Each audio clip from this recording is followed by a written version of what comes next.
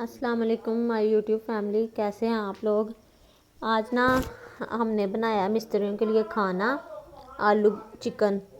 तो हमारी स्टार्टिंग से थोड़ी सी वीडियो मिस हो गई थी क्योंकि हम सब बिजी थे ज़रा, इसलिए नेक्स्ट अगली वीडियो अगला क्लिक लगा दिया।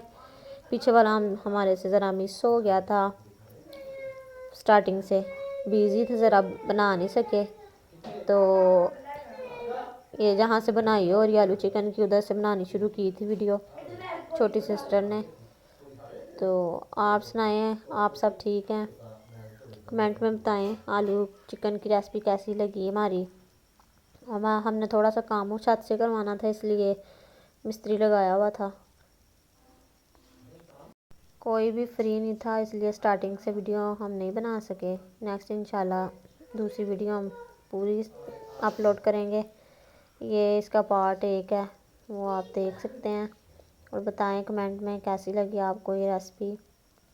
बिल्कुल सिंपल तरीके से मामा खाना बनाती हैं। ये हमने दोपहर के खाने में बनाया था मिस्त्रियों के लिए आलू चिकन, साथ तंदूर की रोटियां।